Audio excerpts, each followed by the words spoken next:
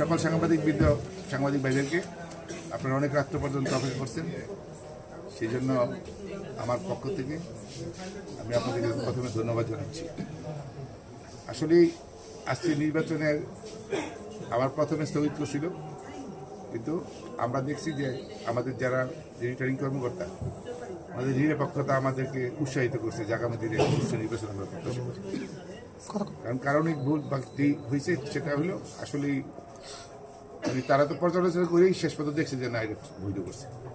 আর ওনাদের যে উৎসাহ বা তাদের যে কর্মকাণ্ড আমরা এতে আশাবাদী যে বিচক্ষণতা দূরদর্শিতা এটা প্রমাণ করছে যে তাদের মাধ্যমে আগামী জাতীয় সংসদ নির্বাচন অনুষ্ঠিত অত্যন্ত সুষ্ঠু এবং একটি সফল নির্বাচন অনুষ্ঠিত হবে। এই ব্যাপারে আমরা 100% আশাবাদী।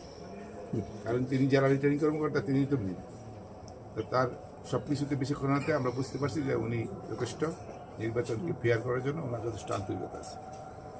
আর নির্বাচন তো একটা ঝুঁকির মধ্যে থাকি। ইতিমধ্যে দলের প্রার্থী বা তাদের লোকজন মানুষকে বিভিন্নভাবে বলে যে তাদের নামে লিস্ট করতেছে, নির্বাচনের পরে আমরা ক্ষমতায় তখন দেখিনি। তো এত তো মানুষ অনুৎসাহিত হবে, এটা নির্বাচনের পরিবেশকে নষ্ট করে। আমরা চাই আমার ভোট আমি দেবো, যাকে খুশি তাকে দেবো। একটি স্বচ্ছ সুষ্ঠু এবং গণতান্ত্রিক চর্চার মাধ্যমেই আগামী নির্বাচনে যেন হয়। এবং প্রতিপক্ষের লোককে গায়েল করার জন্যই বলে যে তোমাদের নামে লিস্ট করতেছি, পরে আইসা তাকে বিচার করবো। তো এটা হলো মানুষকে হুমকি দেওয়া। তো এই হুমকির কারণেই তো 5ই আগস্ট হয়েছে। আবারও যদি সেই হুমকি শুনি তাহলে আমরা তো আশাহত। যাই হোক, আমি সুষ্ঠু নির্বাচনের পক্ষে। কারণ আপনারা জানেন আমি মাননীয় পরিষদ করি, দীর্ঘ 16-17 বছর যাবত রাজনীতি করে আসছি। ওনার সততা, ওনার দেশপ্রেমিকতা, মুক্তিযুদ্ধের আদর্শে ওনার মানুষের প্রতি গভীর ভালোবাসা এবং স্বচ্ছতা, সেটা আমরা লালন করব ইনশাল্লাহ। শিবপুরের মানুষ যেহেতু মাননীয় পরিষদ নিবন্ধিত না, সেই হিসেবে আমি স্বতন্ত্র প্রার্থী হিসেবে নির্বাচনে অংশগ্রহণ করছি।